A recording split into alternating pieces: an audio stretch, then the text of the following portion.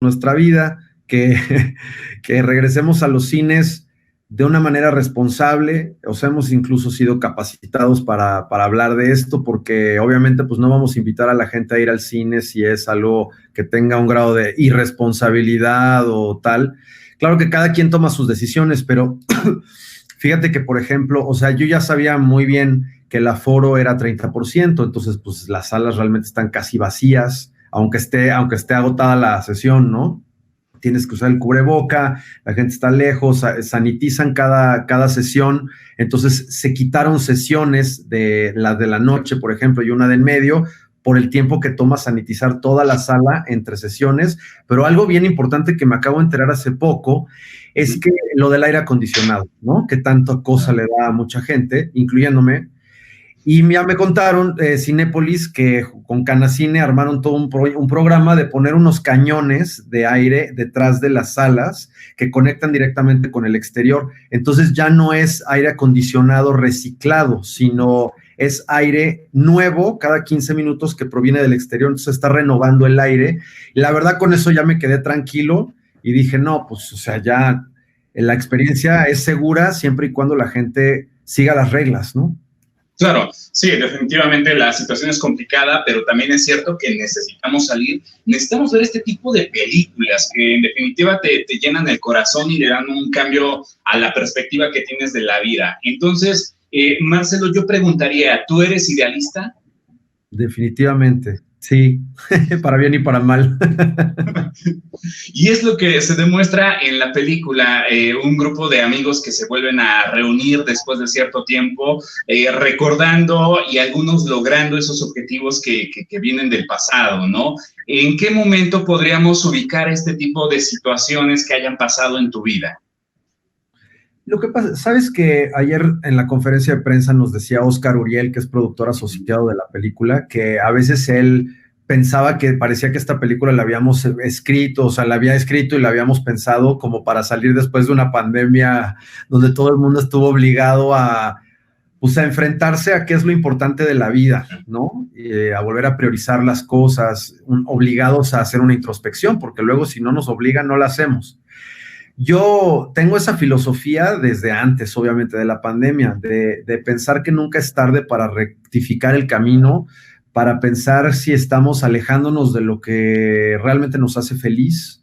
Entonces, pues o sea, yo mi carrera entera como cineasta, que es mi vocación y mi pasión en la vida, está colmada de decisiones desde el idealismo, o sea, contra viento y marea, incluyendo, o sea, 3 películas anteriores a esta última que fueron hechas con micropresupuesto, sin apoyos institucionales, y luego pasar de la película más pequeña que hice con teléfonos celulares a la más grande, una comedia, es la primera comedia que hago, pensando que sí hay, o sea, que no solamente existen las comedias desechables, ¿no? Sino también hay comedias de autor que se te quedan en el alma y que te hacen reflexionar y que te acompañan en la vida, como muchas comedias que yo admiro y que no veía mucho en el cine nacional. Entonces dije, pues vamos a hacer una, ¿no? En lugar de andarnos quejando, vamos a intentar hacer una.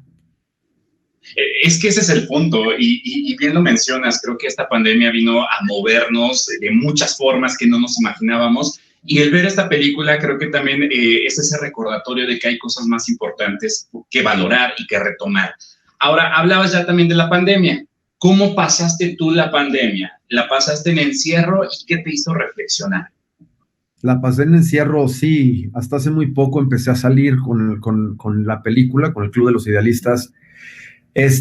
Yo, la verdad es que al principio no notaba mucho la diferencia porque como soy guionista de televisión, me la paso encerrado mucho tiempo escribiendo y sin contacto con la gente porque pues es muy aislado ese trabajo, ¿no? Pero ya después o sea, también la posibilidad de poder salir si quieres salir, si quisiera salir y no tener esa posibilidad sí me empezó a generar un poco de neurosis. Y lo que traté de hacer era, pues, hacer catarsis escribiendo, que es lo que yo hago para sobrevivir. Ahora, hablabas también ya de Oso Polar, una película que sin duda fue muy premiada, es muy buena, pero que llamó mucho la atención por lo que ya mencionabas. Fue hecha con un teléfono móvil, con un celular. De esa película, ahora al Club de los Idealistas, ¿ha cambiado tu perspectiva en cuanto al cine? Porque definitivamente se hicieron de manera diferente y con presupuestos diferentes.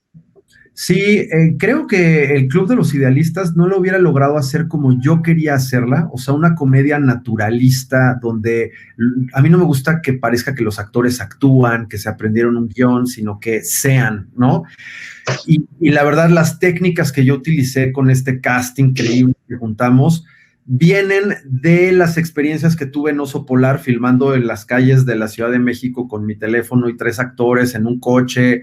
Y yo le decía a Elsa Reyes, la productora, ¿por qué no podemos usar estas técnicas del cine de arte, tal vez del cine de micropresupuesto, con un gran presupuesto? Al final el cine es el cine. El cine es cine porque captura emociones y porque las proyecta en una pantalla. Y los métodos, pues no, trascienden las cámaras, trascienden los presupuestos, porque al final las emociones las hacemos los humanos, no las cámaras ni el dinero, ¿no? Sin duda. Y regresando un poco al Club de los Idealistas, ¿qué has perdido en tu vida por no valorar las cosas importantes? Fíjate que durante la pandemia creo que tuve una reflexión que tiene que ver con que yo, pues no sé, creo que soy hipersensible.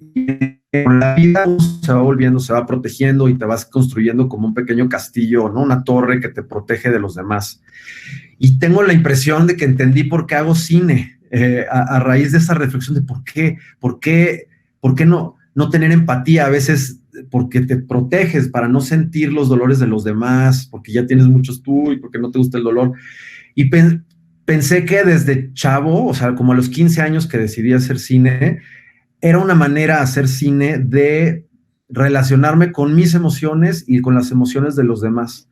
Entonces, yo creo que gracias al cine he ganado una opción de vincularme con la sociedad, de vincularme con los otros y las otras.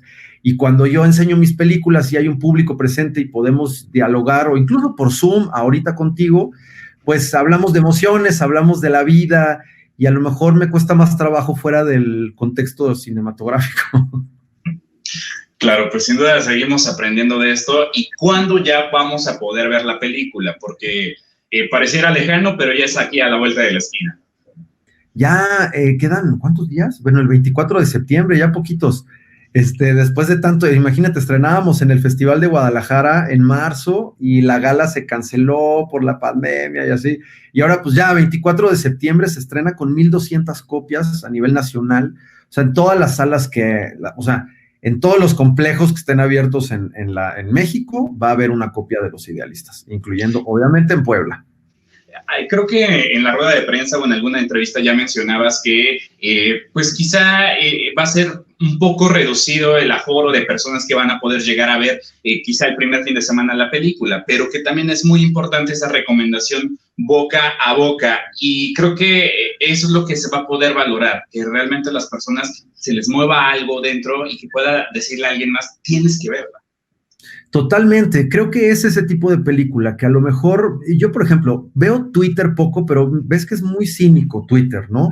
Y claro, la primera oleada cuando salió el póster y así decían, otra comedia mexicana de ¿no?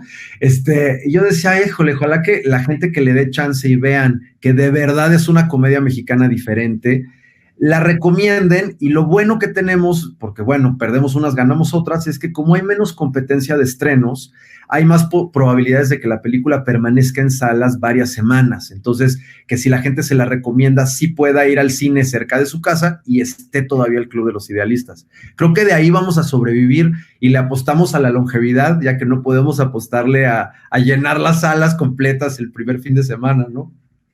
Cambia la dinámica de cómo es ir al cine y de cómo se van a disfrutar las películas. Y además, el elenco del Club de los Idealistas me parece impresionante, porque veo personajes o actores que difícilmente vemos en este tipo de personajes, ¿no? O sea, me sorprendió un Andrés Palacios con ese estilo, me sorprendió también ver a actores que no me los hubiera imaginado de esta forma.